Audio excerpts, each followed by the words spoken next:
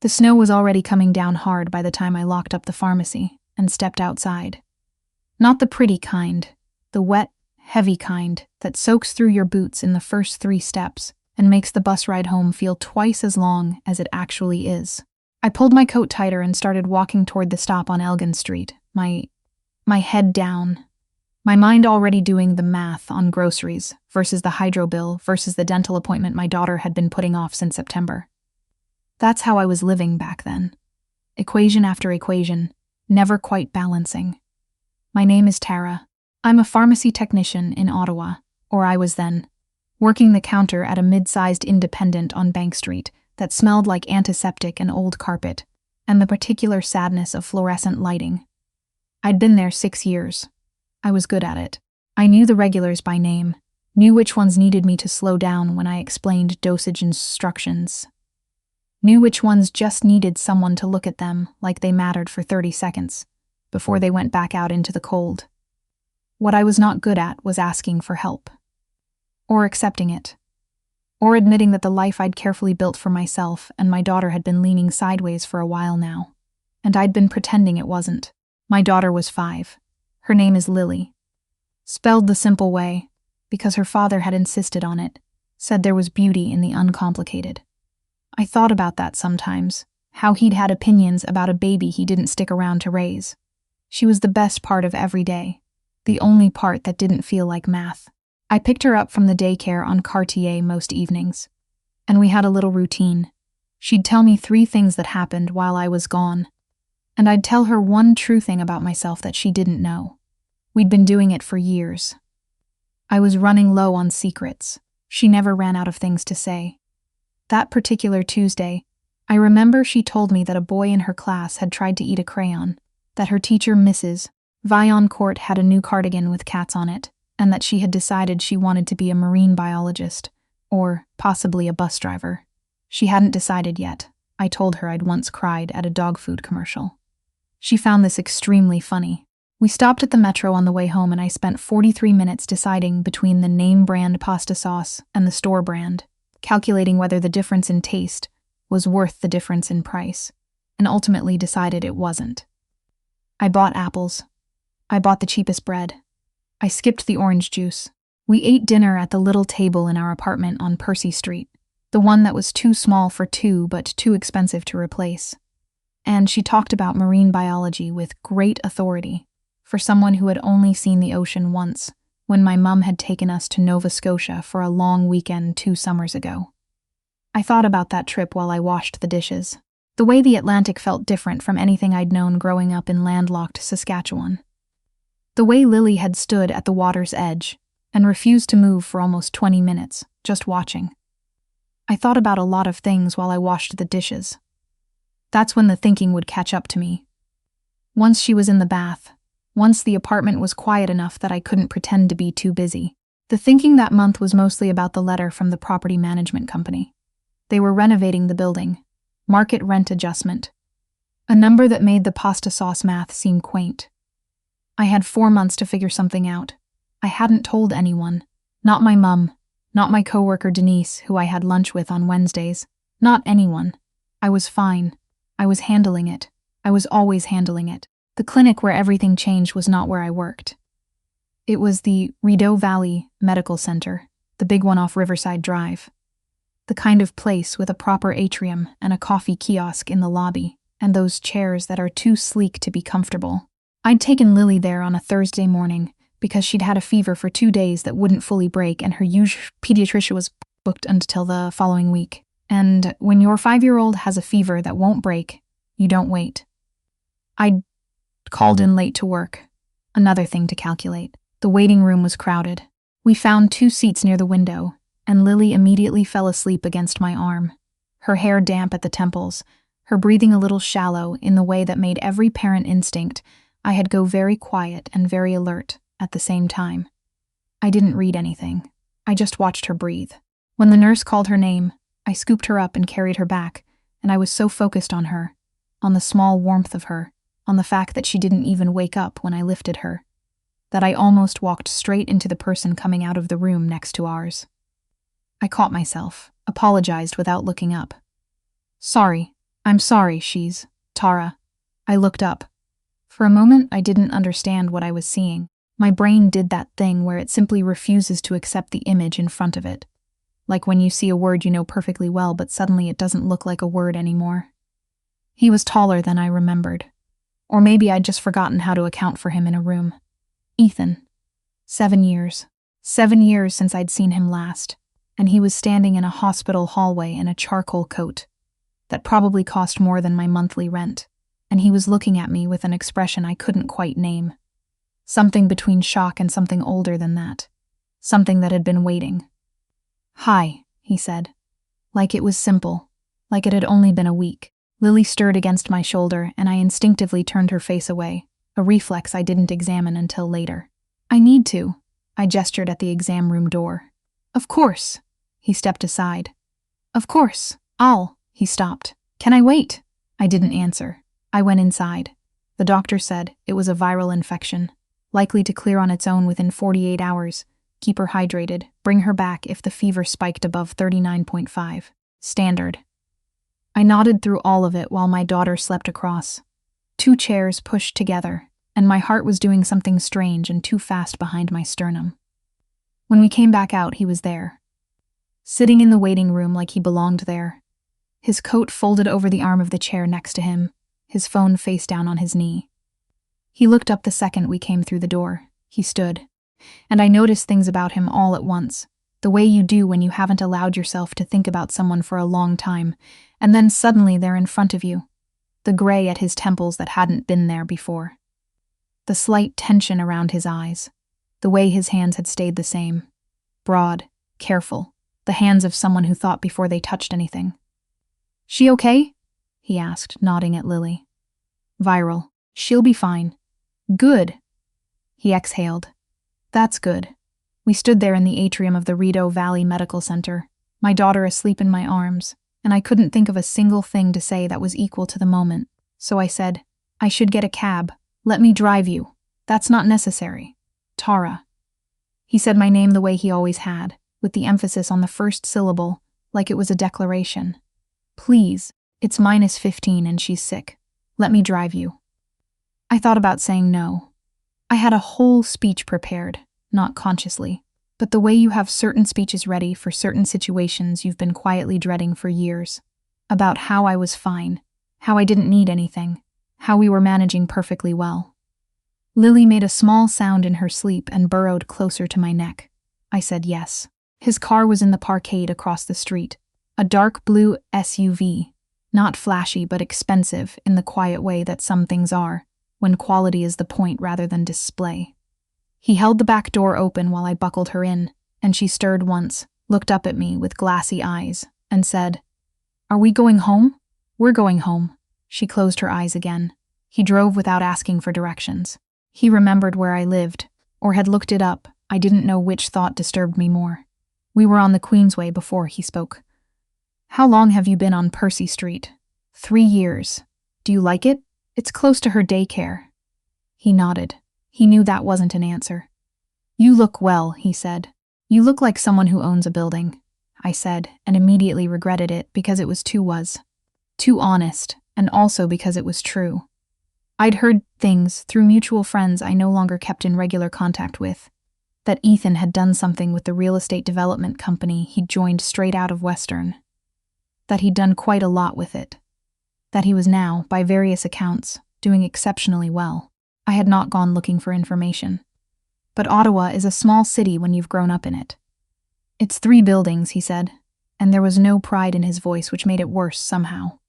"We just closed on a 4th. Congratulations. Tara, please don't." He was quiet. We pulled onto Percy Street, and he parked in front of my building with the ease of someone who had done it before, or had been imagining doing it, and that thought sent something cold through me that had nothing to do with the weather. "She has your eyes," he said. I had the door open before he finished the sentence. "Thank you for the drive." "Can I?" "Thank you for the drive, Ethan." I got Lily upstairs and into bed without waking her more than halfway, and she mumbled something about marine biology into her pillow and was asleep again before I'd even gotten her shoes off properly.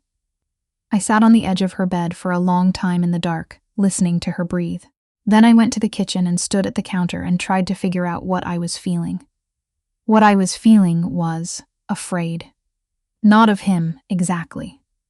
Afraid of the thing that had happened when I looked up and saw his face, which was that everything I'd carefully filed away and told myself was finished had turned out not to be finished at all. That's the problem with first love. You think you've metabolized it. You think 7 years is enough to convert it into something neutral, some background fact of your own history. And then a man says your name in a hospital hallway, and you understand that some things don't metabolize. I didn't sleep well. He texted the next morning. I hadn't given him my number, which meant he'd gotten it from someone, and I spent 10 minutes being irritated about that before I read the message. I'd like to see you again, both of you, if that's possible. I know I don't have the right to ask. I'm asking anyway. I put my phone face down on the kitchen counter and made Lily her oatmeal and told myself I wasn't going to respond. I responded at noon. Why now? He wrote back in, under a minute, which told me something. Because I saw you. Because I've been trying to do the right thing by staying away, and I'm not sure anymore that staying away is the right thing. I stared at that message for the rest of my lunch break. There are things I should tell you about Ethan and me, about who we were to each other, before. We met in University of Ottawa, second year, a study group for an economics course that neither of us particularly needed, but that our respective advisors had suggested for different reasons. He'd grown up in Nepean, which is Ottawa, in the way that all the suburbs are Ottawa, without quite admitting it. And he had that quality of some people who are very comfortable taking up exactly as much space as they need, and not 1 inch more. I found it insufferable at first. Then I found it the opposite of insufferable. We were together for 3 years, the last year of undergrad and 2 years after, while I was doing my pharmacy technician program, and he was in his first role at the development company, working 18-hour days for a salary that barely covered his rent in Centretown. I know people see him now and think he arrived fully formed. The coat, the car, the easy confidence of someone who has never had to do the pasta sauce math. But that's not how it was. I knew him when he ate instant noodles for breakfast because he'd miscalculated the grocery trip, and when he drove a 2009 Civic with a heating system that only worked on the passenger side. I knew him before. He left. And I have to be careful here, because I want to be fair. He didn't leave in the way that sounds worst. He didn't disappear without warning. He sat down with me on a Sunday afternoon, in the apartment we'd been sharing for 8 months. And he told me that his company was expanding, that there was an opportunity in Vancouver, a major development project, and that he thought he needed to take it. He told me that he loved me. He told me that he didn't know how long it would be, and I told him that I understood. I didn't tell him that I was 8 weeks pregnant, because I hadn't told anyone yet, and because some part of me, the part that had been doing math since I was old enough to know what math was for, calculated, in the silence after he spoke, that this was not a man who was asking me to come with him. He was explaining why he was going. Some decisions make themselves. I ended the lease on our apartment the following month. I moved back in with my mum for a year, in the house in Canada where I'd grown up, and she never once made me feel anything other than loved for it. And Lily was born on a Thursday in February into a room full of my mother's anxious joy. And I thought about calling Ethan exactly once in the hospital and decided against it. He had left. Lily was mine. Those were the facts as I understood them. And now here we were. He asked to meet for coffee. I said I needed time. He said he understood, and then waited exactly 6 days before asking again, which somehow I didn't find annoying. It told me he'd thought about what was reasonable, and landed on 6 days rather than 2, and that level of deliberation was something I recognized in him. We met at a cafe on Spark Street on a Saturday when my mum had Lily for the afternoon. I got there first. I ordered a large dark roast because I needed the ballast. He came in from the cold looking like he always had when he was nervous, very still, very contained, like he was holding everything carefully. He sat down across from me and said, "I owe you more than an apology." "I know that." "Then don't start with an apology." He looked at me. "Start with the truth," I said. "Why did you come back?" He was quiet for a moment in the way that wasn't evasion but was the opposite. The kind of quiet that means someone is actually deciding to be honest rather than performing honesty. My father had a cardiac event in November, he said. He's okay. He's recovered. But it shifted something. I was sitting in the hospital in Vancouver, waiting for news, and I kept thinking about things I'd put off, things I'd told myself I'd get to, conversations I'd decided could wait. He looked down at his coffee, and then I thought about you. And I realized I'd been making the same calculation I always made. That you were there, that you were fine, that I could wait until I had something real to offer before I reached back out. And what changed? I understood that I'd been making that decision for you, deciding you wouldn't want to hear from me, using it to avoid the fact that I was scared. The cafe was warm and smelled like dark roast and the specific Saturday afternoon energy of people with nowhere particular to be. A couple near the window was sharing a croissant. A man with a stroller was rocking it gently with one foot while he scrolled his phone. I thought, he doesn't know. The question I had been carrying for 5 years. The question I had never resolved. He doesn't know. He left before there was anything to know. And then I decided not to tell him. And then years passed.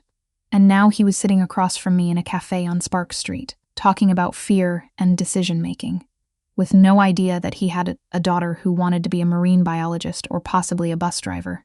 There's something I need to tell you, I said. He went very still. I told him. I don't remember exactly how I said it. I know that I was direct, because that's how I do things that are hard. I go direct and deal with the fallout after. I told him that I had been pregnant when he left. That I had decided not to tell him because of the way the conversation had gone. That Lily was 5 years old and healthy and remarkable, and that I had made the best decision I knew how to make with the information I had at the time. And that I believed that was true, even now, even sitting across from him. He didn't speak for a long time. When he did, his voice was very quiet. What's her name? Lily. How old?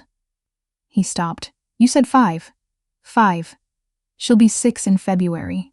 He put both hands flat on the table, looked at them. I watched something move across his face that I had never seen on him before. A kind of undoing, controlled but real, like a building settling. I missed 5 years, he said. Not an accusation. Just a fact he was trying to hold. Yes. And I don't. He looked up. I'm not saying this too. Was I wrong? To leave the way I did? I want to understand what I did. And this was the question. The real one. The one I'd been asking myself in the dishwashing quiet for 5 years, and I'd run it through enough times to have something like an answer. You weren't wrong to take the job, I said. But you left in a way that told me you'd already made the decision. You told me about Vancouver, and there was no question in it. I wasn't being asked. I was being informed. He absorbed this. I think I knew that, he said finally. I think I told myself you'd understand, and what I meant was that I needed you to understand because I didn't know how to choose differently. You could have asked me to come. Yes. You didn't. No. He met my eyes. I didn't. And I've thought about why for a very long time. The couple near the window got up to leave. The man with the stroller had fallen asleep upright, which I found very relatable. What do you want? I asked. From this. From whatever this is. I want to know her, he said. I want to know you again if you'll let me. I'm not going to pretend I have a right to any of it. I know I don't. But I'm asking. She doesn't know about you. I understand. She knows she has a father who lives far away. That's all I've told her. That's more than fair. I need you to understand, I said, and I was careful here, because this was the thing I'd been unable to say in any of the imaginary versions of this conversation, the thing that always got lost in the emotion. That she is my first consideration. If this goes wrong, if you come into her life and then decide it's too complicated or too much, or you get another opportunity somewhere, that can't happen. I won't do that to her. It won't. You can't promise that. No, he said. But I can tell you that I drove from Vancouver back to Ottawa. Not flew. Drove. It took 4 days. And every day I thought about turning around, and I didn't. I've been here for 3 weeks, trying to figure out how to say what I just said to you. I didn't know what to do with that. I held my coffee cup with both hands and tried to think clearly, which was difficult, because the honest truth was that some part of me had been waiting for exactly this conversation for 5 years, without admitting it. Not for him to fix anything. Just for the chance to say the real things out loud to the right person. Okay, I said finally. Okay? I'm not promising anything, but okay. We'll talk more. He nodded. He didn't push it further, which was the right instinct.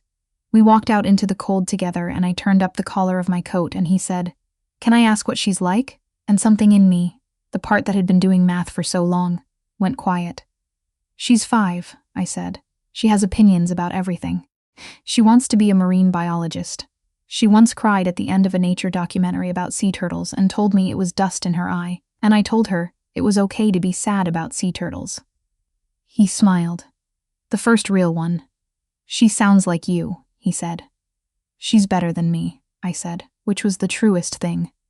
I went home and sat on Lily's bed while she was at my mum's, and I thought about what I was doing. About whether I was making it easy for someone who had made things hard. About whether forgiveness was the same thing as forgetting what had happened, and whether those things needed to be decided before you could let something begin again. I thought about the letter from the property management company, which was still on the kitchen counter, and then I thought about how easily Ethan could solve that specific problem, and then I thought about how much I didn't want that, how much I needed whatever happened next, to have nothing to do with what he could give me and everything to do with what we actually were to each other, if we were anything. I called my mum. She listened to the whole thing without interrupting, which she has never done in my entire life, so I knew she understood that this was serious. "What do you want?" she said when I finished. "I don't know. That's not true. She knows me too well." "I don't want it," I said. "That's different from not knowing." I sat with that for a while. "He asked about her," I said. The second he knew she existed, he asked about her. He didn't say anything about himself. He didn't make it about whether he'd been wronged or what he'd missed or what he was owed. He just asked what her name was. My mum was quiet. "Okay," she said, "then you already know what you think." I picked Lily up that evening. She ran at me the way she always did, with her full weight and total confidence that I would catch her, and I caught her. And she told me she'd had pancakes for dinner, and that Grandma had let her watch 2 episodes of her nature show, and that she'd decided the bus driver option was probably off the table. "Why?" I asked. "Because buses go on roads," she said seriously, "and I want to go on the ocean." "Fair reasoning," I said. I buckled her into the car seat, and she was asleep before we made it to the end of my mum's street, and I drove through the Ottawa night. The snow lighter now, just a fine powder, coming down under the streetlights. And I thought about what it meant to give someone a second chance. Not for their sake, for your own. Because holding a door shut takes energy too, and sometimes the thing you're keeping out is also the thing you've been missing. I didn't have answers. I had a sleeping 5-year-old with her father's quiet, steady way of going still when she was thinking, and a coffee meeting that had gone differently than I'd planned, and a city outside the windshield that was the same city where this had all begun, only years later, only with more weight. I thought about his face when he smiled. The first real one, I thought, maybe. And that was enough for that night to get us home.